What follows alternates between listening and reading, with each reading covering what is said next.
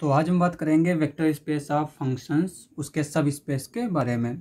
तो यहाँ पे 3 एग्जांपल आज हम देखेंगे। तो पहला एग्जांपल क्या है कि W1 is equals to F belongs to V हमारा क्या है, set of functions, F is bounded. तो पहला जो सेट दे रखा है वो क्या है, उसमें वो फंक्शंस हैं जो बाउंडेड हो। सिमिलरली दूसरा जो सेट दे रखा है वो क्या दे रखा है, जिसमें फंक्शंस क्या हो, पीरियोडिक हो, यानी कंडीशन ये दे रखी है W3 में फंक्शन जो है वो क्या हो, मोनोटोनिक हो। तो ये जो है हमारा जो है सब स्पेस फॉर्म करेंगे V के। तो सबसे पहले W1 के लिए देख लेते हैं। सबसे पहले हम वेक्टर जब सब स्पेस प्रूव करते हैं तो उसमें क्या देखते हैं, जीरो वेक्टर। तो यहाँ पे हम देख सकते हैं कि F इज़ बाउंडेड, और बाउंडेड की डेफिनेशन क्या होती है कि अगर कोई फंक्शन बाउंडेड है तो f of x is less then m1 यहाँ पे कोई भी कांस्टेंट हो सकता है। इस तरह से होता है कि for all x f of x is less then m1, जहाँ पे m1 कोई भी हमें कांस्टेंट मिल सकता है, रियल नंबर, ठीक है, या फिर पॉजिटिव रियल नंबर। अब यहाँ पे जो सेट ऑफ फंक्शंस दे रखा है इसमें जीरो वेक्टर क्या होता है, जीरो फंक्शन होता है। जीरो फंक्शन का मतलब क्या है कि हर एक x के लिए ये जो फंक्शन है ये हमें क्या वैल्यू दे, ज़ीरो दे। तो यहाँ पे ज़ीरो जो है वो वेक्टर स्पेस में बिलोंग करता है। और अगर ज़ीरो को हम देखें तो ये हर एक पॉजिटिव नंबर से जो है वो लेस देन होता है। यहाँ पे m1 हम ले लेते हैं तो ये हमारा क्या है, r पॉजिटिव। ज़ीरो जो है वो हमेशा पॉजिटिव नंबर से छोटा ही होता है। यहाँ पे अगर हम नंबर लाइन चेक करें तो ये ज़ीरो है, इसके इधर वाले सारे नंबर क्या हैं, पॉजिटिव हैं। तो ज़ीरो हमेशा लेस देन होगा, और निगेटिव से हमेशा ज़्यादा होता है।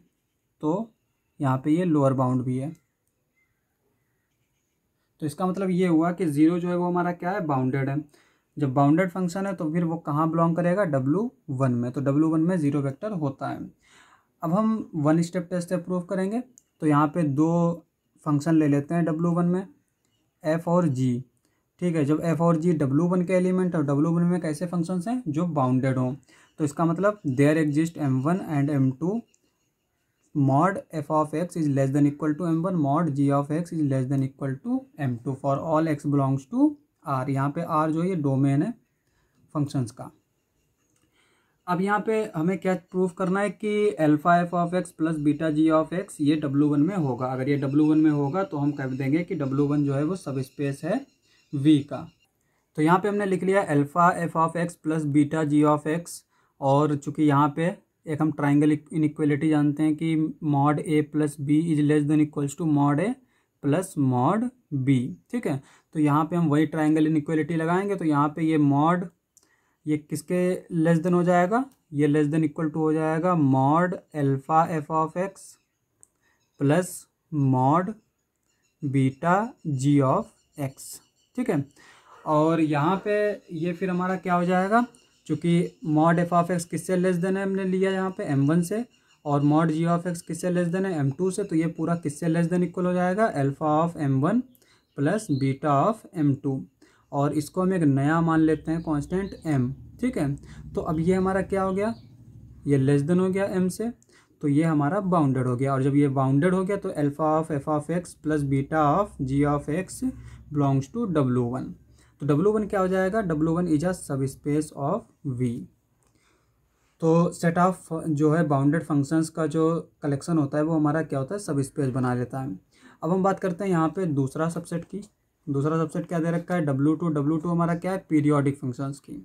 अब यहाँ पे अगर हम एग्जांपल देखें तो f ऑफ x क्या लिया हमने, यहाँ पे फ्रैक्शनल पार्ट, ये हमारा क्या होता है, ये पीरियोडिक होता है।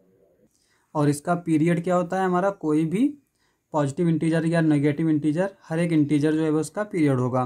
सिमिलरली यहाँ पे g of x sine x ये भी हमारा पीरियोडिक फंक्शन है, और इसका पीरियड क्या है, 2n पाई, n की वैल्यू कुछ भी इंटीजर हो सकती है। तो f ऑफ x और g ऑफ x ये दोनों पीरियोडिक फंक्शन है। तो ये दोनों कहाँ होंगे, W2 में होंगे, क्योंकि W2 किन सेट का कलेक्शन है, पीरियोडिक फंक्शंस का। तो W2 में होंगे। लेकिन अगर हम इनको ऐड कर देते हैं f of x plus g of x, तो ये हमारा क्या आ जाएगा, fractional part x plus sine x, और ये जो है वो हमारा पीरियोडिक नहीं होता है। तो जब ये पीरियोडिक नहीं होगा तो ये हमारा W2 में नहीं जाएगा। तो इसका मतलब एडिशन के रिस्पेक्ट में ये क्लोज्ड नहीं है, तो यह एडिशन के रिस्पेक्ट में फेल कर रहा है, तो W2 जो है वो सब स्पेस नहीं होगा V का। तो यहाँ पे हमें एक काउंटर एग्जाम्पल मिल गया। अब हम तीसरे सेट की बात करते हैं। तो तीसरा सेट हमारा क्या दे रखा है, मोनोटोनिक फंक्शंस का। अब यहाँ पे अगर हम बात करें जीरो फंक्शन की, तो ज़ीरो जो है वो हमारा कहाँ से है, V से। ज़ीरो फंक्शन का मतलब क्या है, zero of x is equals to zero. और मोनोटोनिक फंक्शन का क्या मतलब होता है कि अगर x less than equal to है y से, तो ये क्या इंप्लाई करेगा कि f of x less than equal to होगा f ऑफ y के। तो हम तब कहेंगे कि ये फंक्शन हमारा क्या है, ये मोनोटोनिकली इंक्रीजिंग है। ठीक है, तो यहाँ पे हमने सिर्फ इंक्रीजिंग पहले लिया है, सिमिलरली हम डिक्रीजिंग के लिए भी प्रूफ कर सकते हैं। तो यहाँ पे हम जीरो की बात कर रहे थे, तो ये अगर देखें तो x अगर less than equal to y है, तो ज़ीरो ऑफ x ये हमारा क्या आएगा, ज़ीरो, और ज़ीरो ऑफ y ये भी हमारा ज़ीरो आएगा। तो ज़ीरो इक्वल टू ज़ीरो, तो यहाँ पे क्या होता है कि इक्वलिटी भी होल्ड कर जाए या फिर लेस देन होना चाहिए। तो यहाँ पे हम देख सकते हैं कि ये इक्वल आ गया, तो ये हमारा फंक्शन मोनोटोनिक हो गया। और अगर मोनोटोनिक हो गया तो ज़ीरो हमारा कहाँ चला गया, W3 में। तो W3 में ज़ीरो वेक्टर होता है। अब यहाँ पे वन स्टेप टेस्ट से हम प्रूव करेंगे। तो f और g हमने W3 में दो फंक्शन ले लिए और हमने x less than equal to लिया y के। ठीक है, तो ये क्या इंप्लाई करेगा, f of x less than equal to f of y and g of x less than equal to g of y। तो यहाँ पे हमने क्या किया, इन दोनों को ऐड कर दिया, f of x plus g of y less than equals to f of y plus g of x। और ये हमारा किस तरह से डिफाइन होता है, f प्लस जी एक्स एफ प्लस जी वाई। तो यहाँ पे हम देख सकते हैं कि f प्लस जी एक फंक्शन अगर हम इसको h मान लेते हैं, तो ये h ऑफ x और ये h ऑफ y। तो यहाँ पे हम देख सकते हैं कि ये हमारा क्या है, इंक्रीजिंग है। तो h हमारा कहाँ बिलोंग कर जाएगा, W3 में। चूँकि h हमने f प्लस जी माना है, तो यहाँ पे हम f प्लस जी लिखेंगे। तो एडिशन के रिस्पेक्ट में क्लोज हो गया। अब हमें क्या करना है, एक्सटर्नल कंपोजिशन डिफाइन करना है। तो सिमिलरली हम यहाँ पे अल्फ़ा ले लेते हैं, कोई f का एलिमेंट फील्ड का।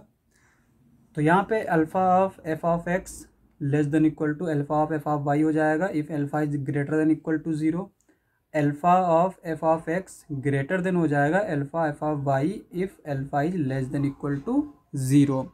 हमने कहाँ से ये लिया, ये जो हमने यहाँ पे लिया था f और g W3 में। तो यहाँ पे f हमने किस तरह से लिया है, x अगर less than equal to y है, तो f ऑफ x जो है वो लेस देन इक्वल टू हो जाएगा f ऑफ y के। और यहाँ पे अगर हम अल्फ़ा से मल्टीप्लाई करें, अल्फ़ा अगर पॉजिटिव है तो इनइक्वलिटी पर कोई भी इफेक्ट नहीं पड़ेगा। तो यहाँ पे जब अल्फ़ा पॉजिटिव था तो इस इनइक्वलिटी पे इफेक्ट नहीं पड़ा, लेकिन जब अल्फ़ा हमने निगेटिव लिया तो फिर हमारा इनइक्वलिटी चेंज हो जाएगी। पर दोनों ही कंडीशन में ये फंक्शन हमारे क्या है, मोनोटोनिक है। ठीक है, तो ये क्या इम्प्लाई करेगा, अल्फ़ा f ऑफ x जो है वो W3 में बिलोंग कर जाएगा। तो इस तरह से एडिशन के रिस्पेक्ट में भी क्लोज प्रूफ हो गया, एक्सटर्नल कंपोजिशन भी प्रूफ हो गया। तो यहाँ पे इसको हम इस तरह से लिखेंगे, अल्फ़ा ऑफ अल्फ़ा f लिखेंगे। ठीक है, तो W3 हमारा क्या हो जाएगा, सब स्पेस ऑफ V। तो इस तरह से हम सब स्पेस प्रूफ कर सकते हैं। तो आज के लिए बस इतना ही। अगर आपको हमारा वीडियो अच्छा लगे तो हमारे चैनल को सब्सक्राइब करें। मिलते हैं अगली वीडियो में।